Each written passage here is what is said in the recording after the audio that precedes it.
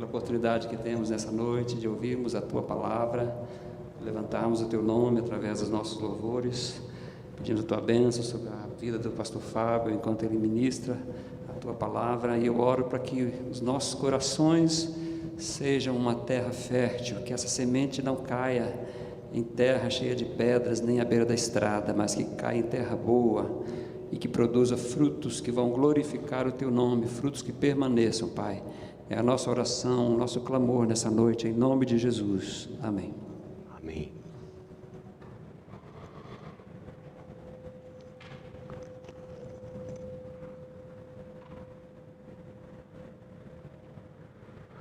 Amém. Graça e paz, irmãos e irmãs. Bom ver cada um de vocês aqui, firmes, sinal que estão todos guardados, né, na presença de Deus, guardados no espírito, no corpo, na saúde, e isso é muito bom. Vocês, irmãos e irmãs também, muitos que estão em casa ou vão assistir depois, que Deus abençoe cada um de vocês sempre. Nós estamos aqui juntos, né, nesse tempo diferente, graças a Deus. Temos vislumbres de melhoras por aí, e nós somos os cristãos. Os cristãos são as pessoas da esperança. Sempre haverá esperança para todas as coisas. Amém? Nós somos assim, daqueles que olham para frente e não retrocedem. Quero compartilhar hoje com vocês livro de Atos, capítulo 12, versículo 1. Famosa história da perseguição a Tiago e Pedro por parte de Herodes, e um grande milagre, desses difíceis de a gente perceber hoje em dia. Mas diz assim, presta atenção nesse texto da Bíblia, essa história tão preciosa, né?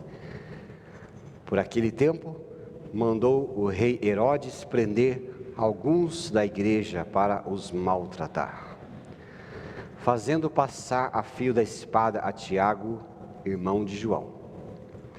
Vendo ser isto agradável aos judeus, prosseguiu, prendendo também a Pedro, e eram os dias dos pães ázimos.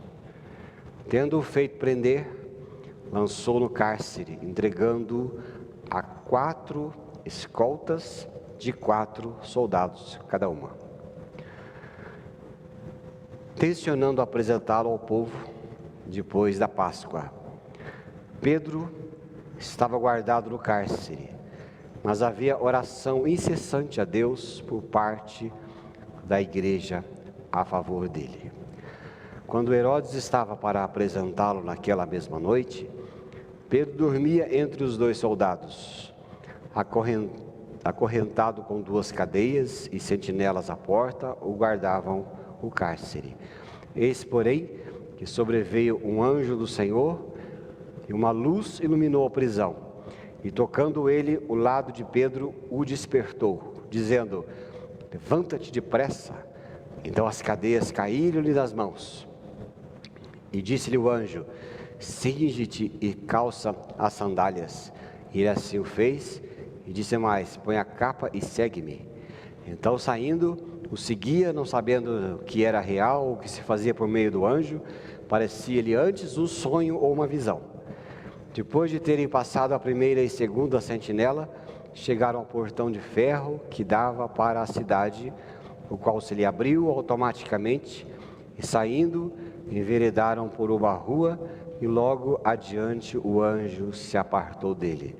Então Pedro, caindo em si, disse: agora sei verdadeiramente que o Senhor enviou o seu anjo e me livrou da mão de Herodes e de toda a expectativa do povo. Não sei se vocês perceberam aqui, que tem a perspectiva de quem prende e tem a perspectiva daqueles que escrevem acerca do povo de Deus. A perspectiva de quem prendeu era o cárcere. A perspectiva de quem escreveu acerca dos testemunhos dos cristãos, Pedro e Tiago estavam guardados. estavam guardados. Então você vê essas duas coisas interessantes, quando a Bíblia fala dos dois, fala que eles estavam guardados ali.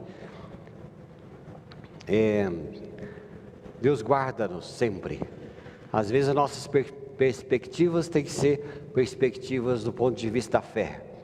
Quando algo acontece a nós, nós podemos ver que estamos em grande sofrimento, provação, tribulação, ou podemos ver que estamos sendo preparados, fortalecidos na fé e prestes a receber um milagre.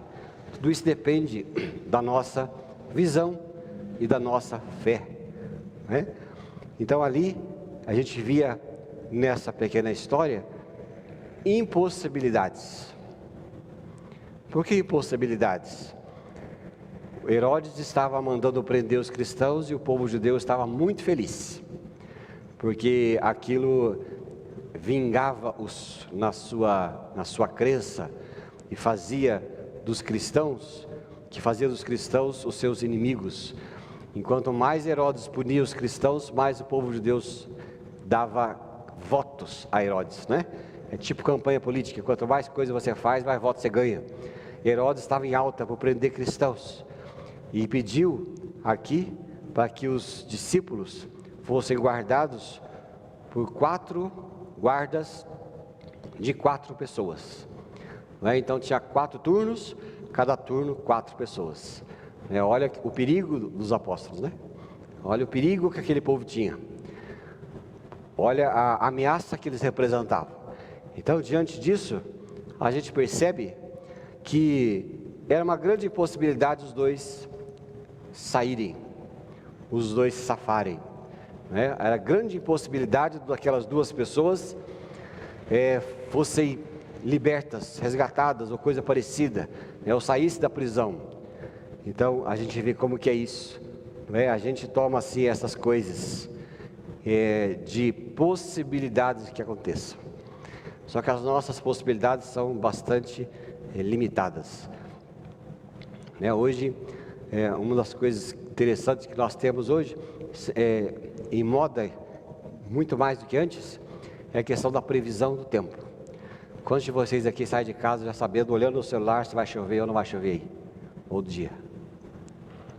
Bastante de vocês? Todos nós, né? Ontem eu ia levando a minha filha aqui do culto dos jovens para casa, estava chovendo. Aí eu tive a possibilidade de poder dormir numa chuvinha hoje. Aí eu falei com a minha filha assim, viu, vira o seu celular, essa amanhã vai chover. Aí ela falou assim, vai chover o dia inteiro. Oh, que beleza. A gente crê em possibilidades, a gente crê em circunstâncias tecnológicas, a gente crê em muitas coisas, né? E antes era muito furado, hoje é mais seguro, hoje é mais certo, mas hoje em dia a gente pensa assim, por mais furado que seja, no mínimo eu vou pecar pela prudência, né? Vou pecar por tomar mais cuidado do que antes. Mas as possibilidades e impossibilidades estão todas aí, né? Aqui, o livro de Atos que nós lemos, descreve essa situação em que as possibilidades de Pedro sobreviver eram baixíssimas. O irmão de Tiago já tinha sido morto a fio da espada, então ele estava na prisão entre 2 soldados acorrentados com 2 cadeias, 4 turnos de 4 pessoas com cadeias nas mãos, né? Correntes nas mãos, nas mãos imobilizadas, e os outros guardas aguardavam na porta. Então Herodes, que já havia executado Tiago, um dos seguidores mais próximos de Jesus, tinha em mente o mesmo destino para Pedro. Ora, se deu ibope matar Tiago, matar Pedro vai ser para mim uma coisa muito boa, né? Afinal de contas, Pedro era o porta-voz de Jesus Cristo após a ressurreição. Se alguém apostasse alguma coisa, um apostador jamais teria colocado fichas, dinheiro ou a sua aposta em alguma hipótese de Pedro sair vivo daquela situação. Jamais. Ele ia apostar de que Pedro ia morrer. Essa seria a situação de Pedro. Só que no plano de Deus para Pedro, para os discípulos e também para nós, incluía uma libertação milagrosa, não é? Uma libertação grande. Lembre-se que o povo ali, a igreja, estava intercedendo por ele, porque achavam difícil acreditar que ele poderia ser solto. Eles ficavam chocados quando a possibilidade de Pedro sair batesse à sua porta. Mas, por incrível que pareça, logo depois, foi exatamente o que aconteceu. Enquanto o povo estava orando, Pedro bate à porta, e eles, quando viram Pedro ali, eles ficaram chocados, né? Eu não sei se falaram a glória a Deus, ou se falaram o louco, eu não sei, né? Porque hoje em dia é mais fácil de falar o louco do que glória a Deus diante do milagre. Já sabia disso? Recebe um milagre grande, a coisa assim que você não esperava, recebe alguma coisa que te deixa pasmado, né? Em choque. A gente é muito mais capaz de dizer assim: ô louco meu, não é que eu recebi alguma coisa de Deus? Ao invés de dizer, ô glória, né?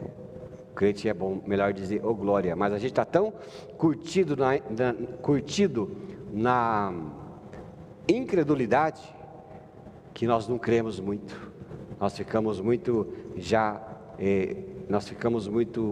pessoas que medem as coisas, que calculam as coisas pelas suas possibilidades, pelas minhas possibilidades.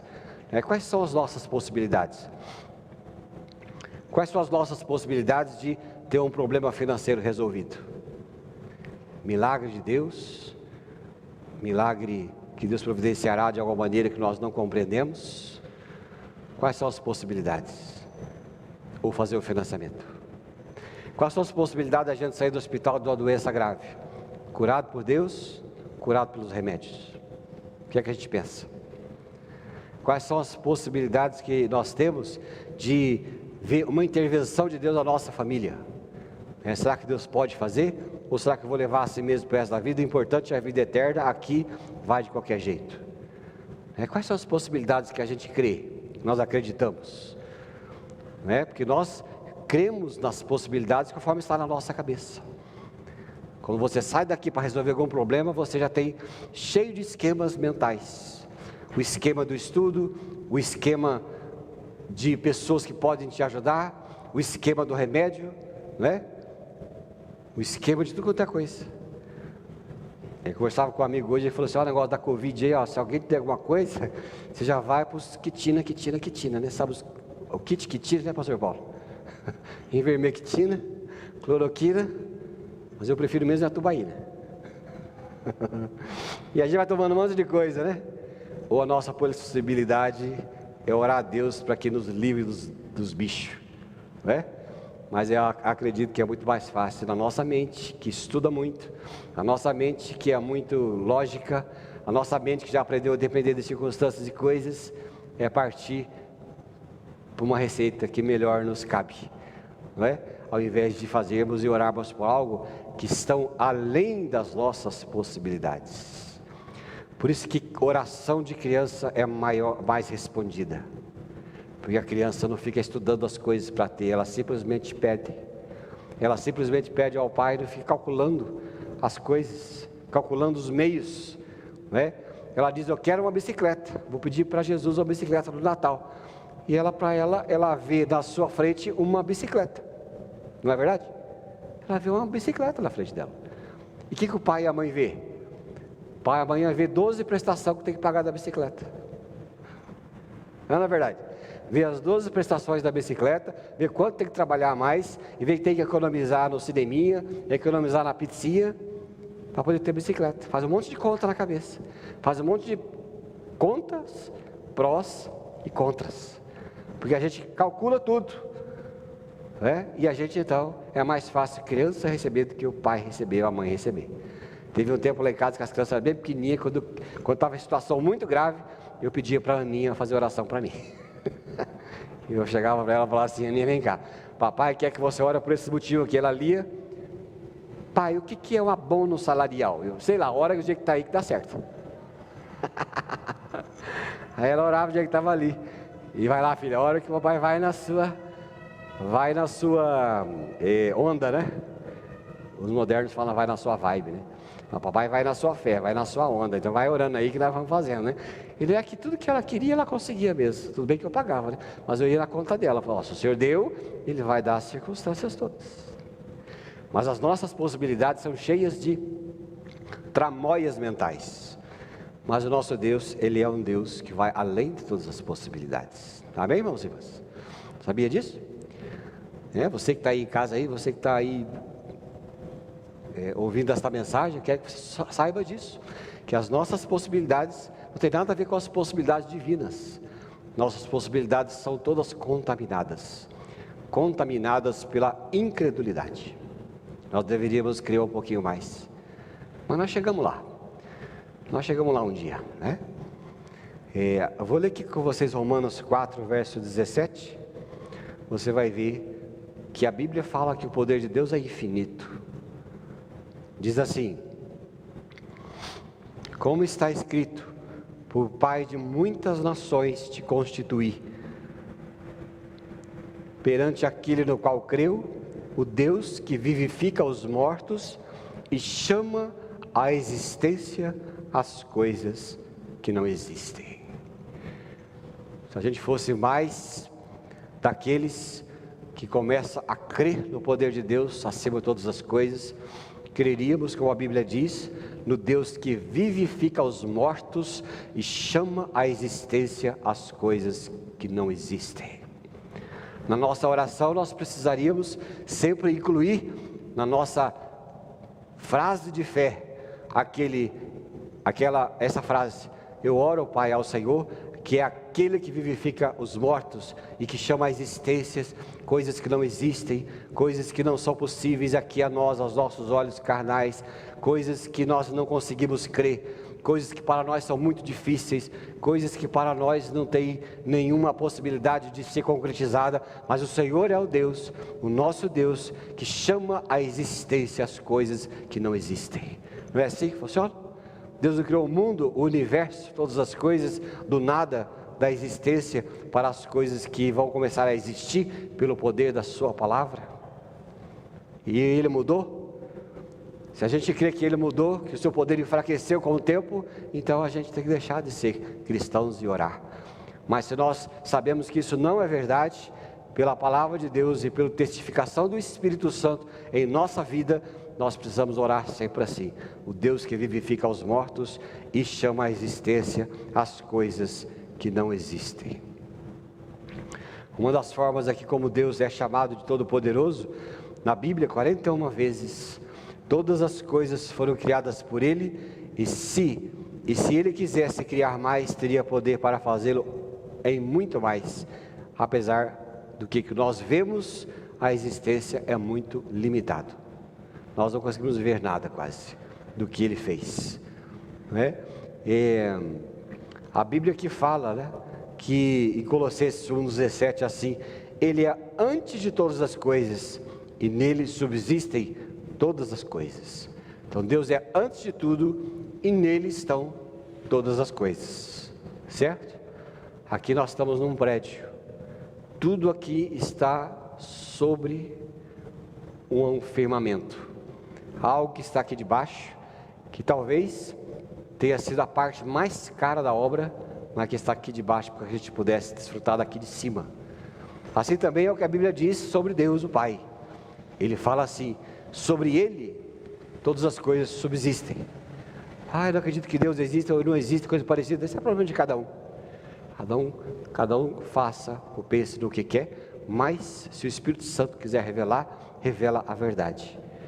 Mas para aquele que crê, sabe que tudo o que existe está sobre Deus o Pai. Nada do que existe sem Ele como fundamento. Nosso Deus é o fundamento de todas as coisas.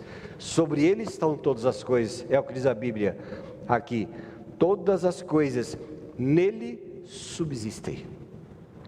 O que você vê?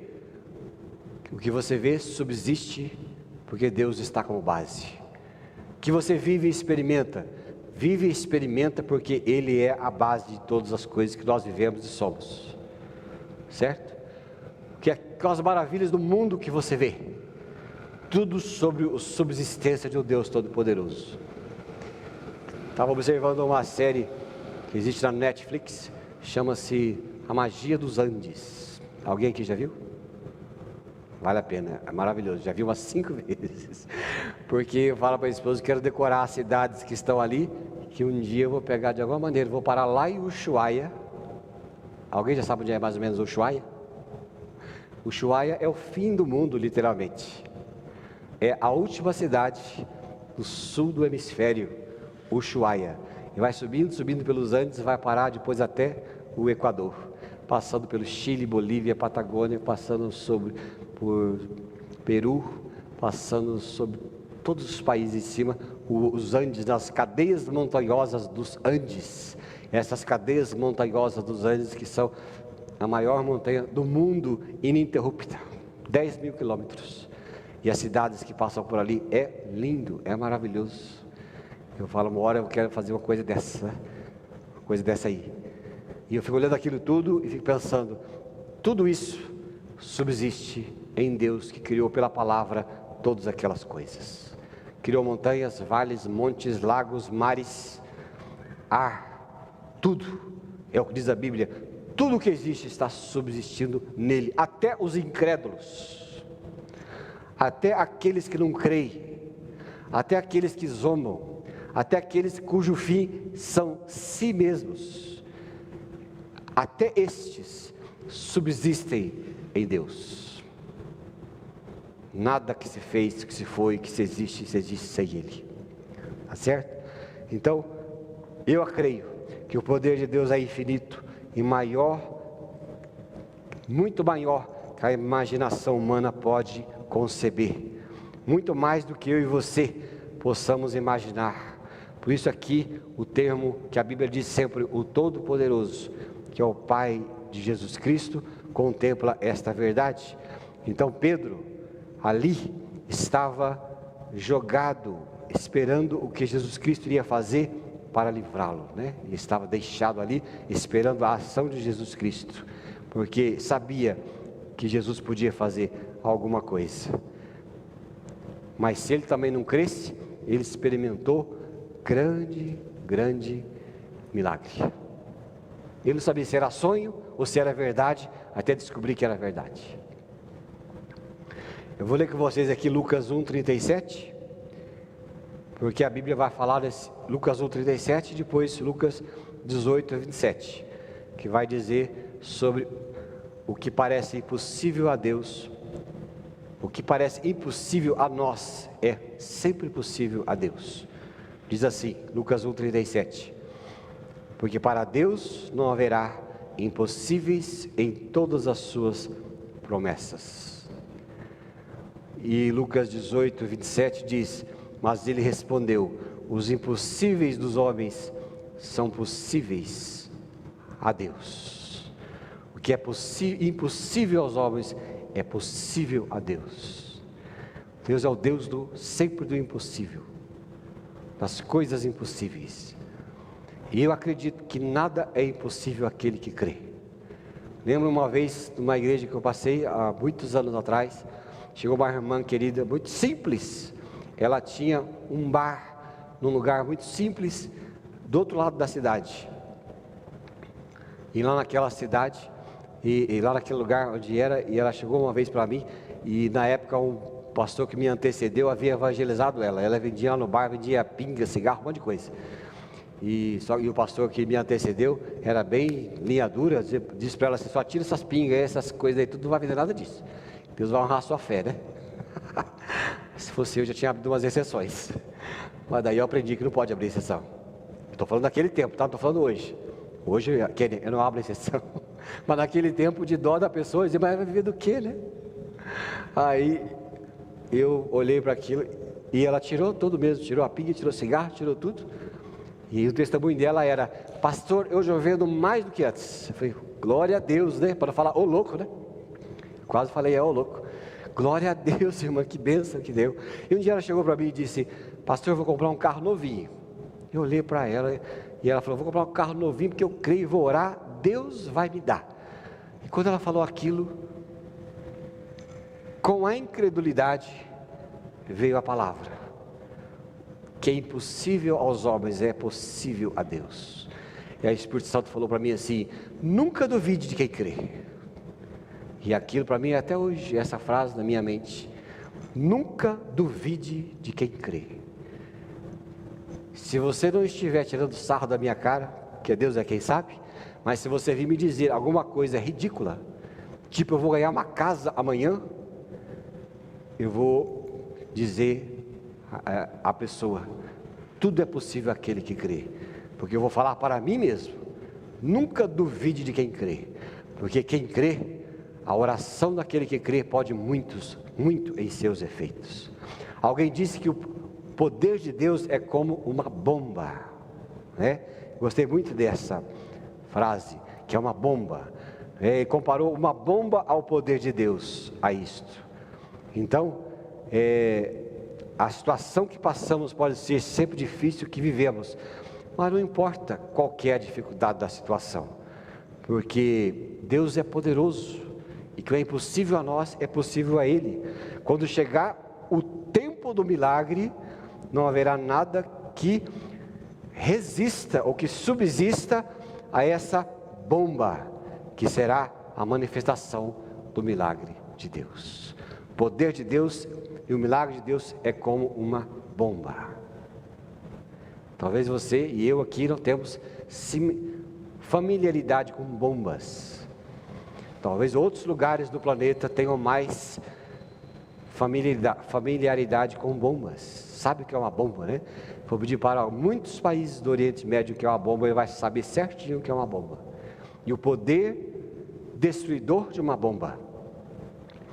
Você se lembra daquele porto que explodiu há um tempo atrás, destruiu um bairro ali? É recente isso. Qual país que era mesmo? Vocês lembram? Hã? Será que era o Líbano? É que seja, não estou lembrado, que fica com esse aí que você falou. Mas é que tinha lá no porto, né, aquela gás lá todo armazenado irregularmente. E teve aquela explosão que as câmeras filmaram. Horrível de ver, né? O poder de destruição de uma bomba. E aí então essa pessoa desse livro disse assim: o poder de Deus no seu milagre, quando ele acontece, ele é o poder de uma bomba. De uma bomba. Lembro agora quando alguém também se referiu ao milagre de Jesus ao produzir água em vinho.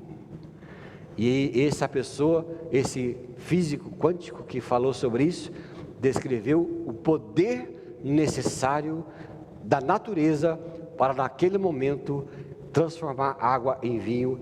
É um poder descomunal. Por isso eu sempre agora gosto de sempre de pensar, quando Deus fizer um milagre na minha vida, na sua vida, esse milagre será como uma bomba, ninguém segura. E você será surpreendido pelas possibilidades de Deus na sua vida. Amém, querido? Amém? Você crê nisso? Vamos crer mais? Vamos depender menos do sistema e mais do poder de Deus? Um desafio pessoal nosso. O que é impossível? Os impossíveis dos homens são possíveis a Deus. E eu creio no poder bombástico dos seus milagres. Aí a gente descansa, né?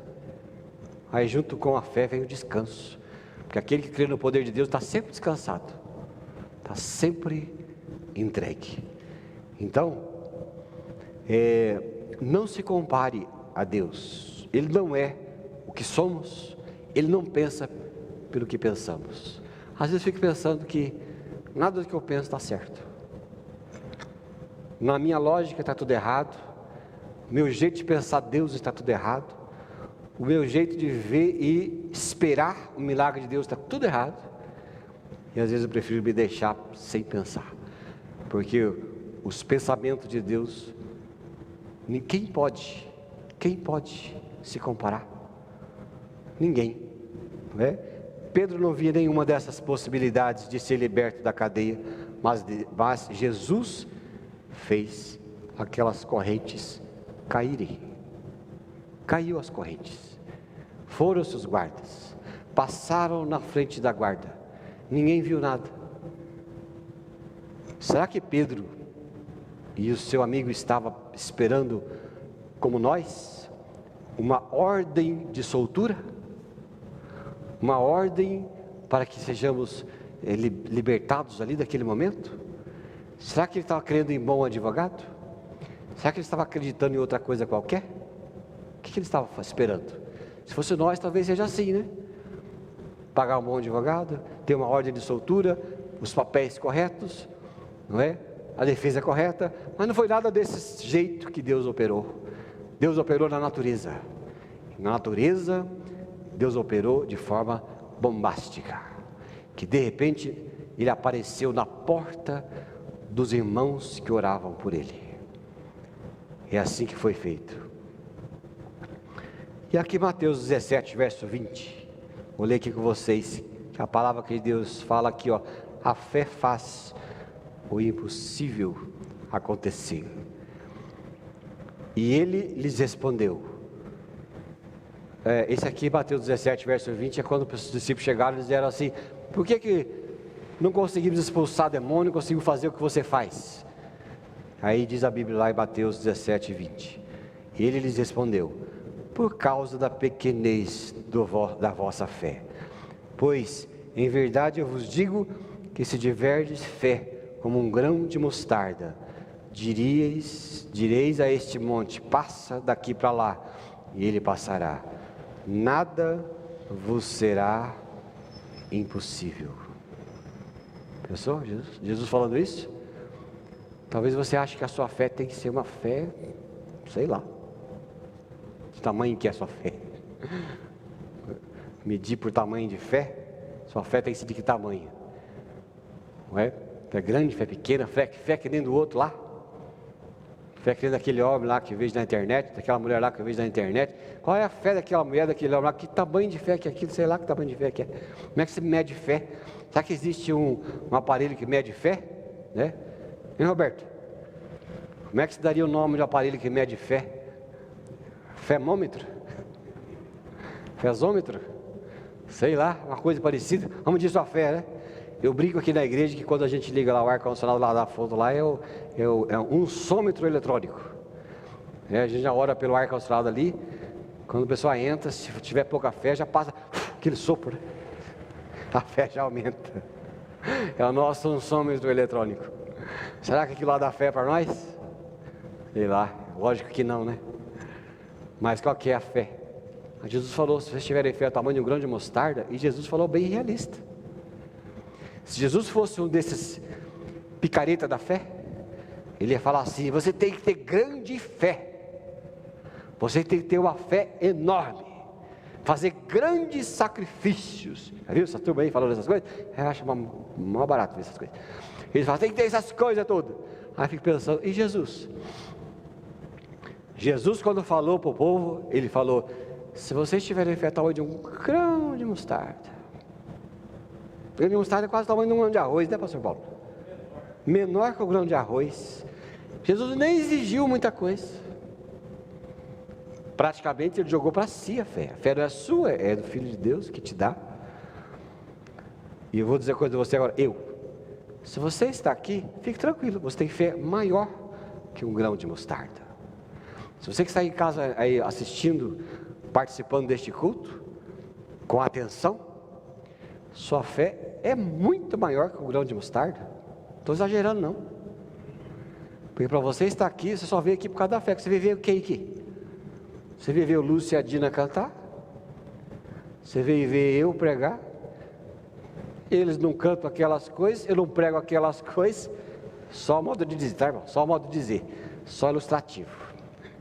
Eles não são aqueles cantores, eu não sou aqueles pregador, o pastor Paulo não é essas coisas também. Qualidade da televisão não é lá aquelas coisas da Globo. Então por que você está envolvido nisso tudo?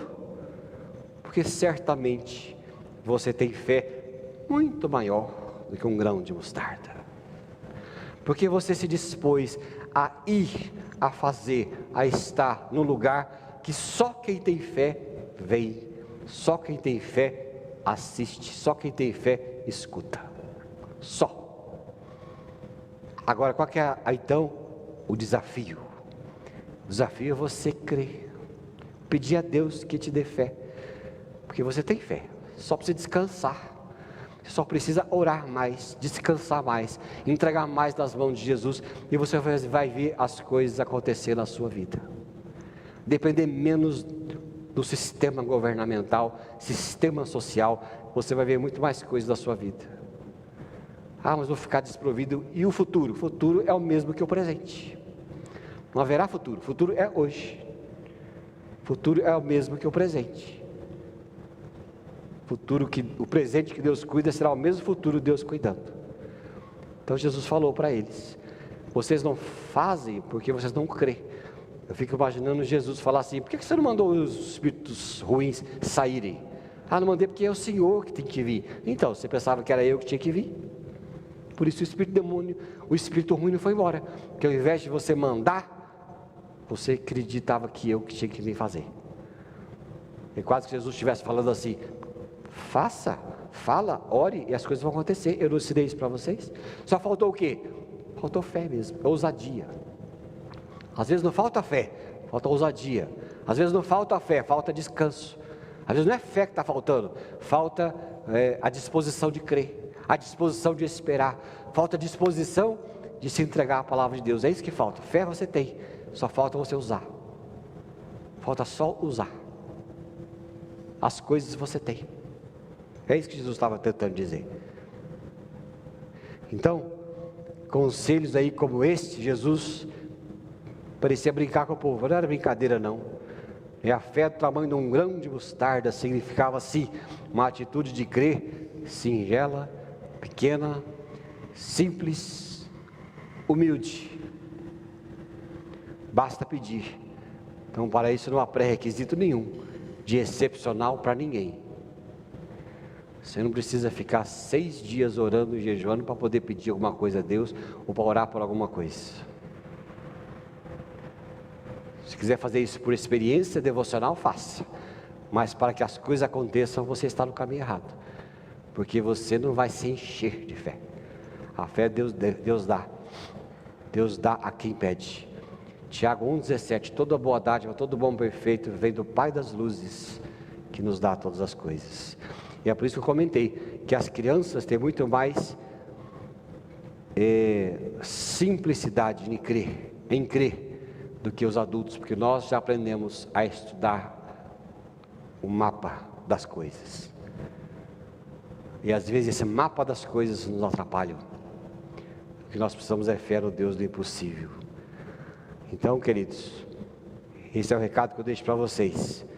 Deus pode agir além das probabilidades, porque Ele é o Todo-Poderoso. Tem uma ação bombástica nos seus milagres. Nada é difícil demais para Ele. Aquele que nos ama e se entregou por nós, está no controle de toda a nossa vida, de todas as coisas. Em circunstâncias comuns e situações impossíveis, Deus pode revelar o seu poder. Quer que sejamos agraciados com o sucesso ou amparados na tristeza, Ele estará sempre ali. Ele está com a gente.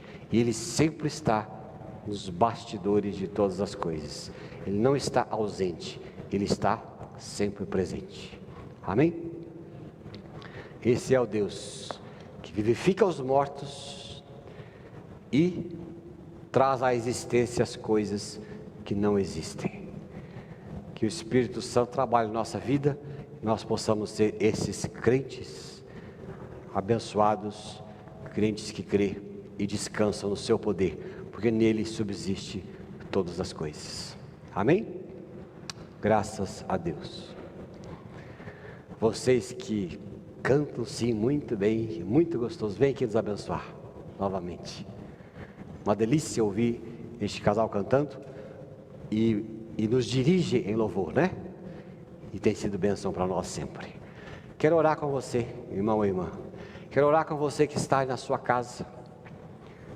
Qual que é a sua impossibilidade? Deus quer transformar a sua impossibilidade em momentos possíveis. Ele quer fazer um milagre na sua vida e na minha vida. Amém? Você que está aqui, quer a oração, fica em pé. Você que está na sua casa aí, coloca a mão no seu coração, fica em pé também, creia agora. Vamos transformar pela oração o impossível de Deus, o impossível seu, para o Deus das possibilidades. Pai, em nome de Jesus, nesta noite, na Tua presença, quero colocar nossas vidas diante do Senhor, os irmãos e irmãs. Pode ser que alguns de nós possamos estar passando por momentos que nós achamos impossível de superar, mas nós cremos num Deus que vivifica os mortos e traz à existência o que não existe, e nós cremos no Seu milagre, na Sua presença, cremos no Teu Espírito, que de forma bombástica vai nos surpreender, assim como surpreendeu os Teus discípulos ao serem libertos das prisões. Faz, Pai, um milagre na vida desses meus irmãos e irmãs. Faz um milagre na vida desses irmãos e irmãs que estão nas suas casas, clamando ao Senhor. Honra a fé do Teu povo, porque onde o Seu povo é abençoado com fé, também o Senhor é fortalecido na igreja e nos corações. E nós cremos em nome de Jesus. Graças a Deus. Amém? Vamos ouvir essa canção, de vamos participar da Santa Ceia do Senhor. Um outro momento de fé maravilhoso.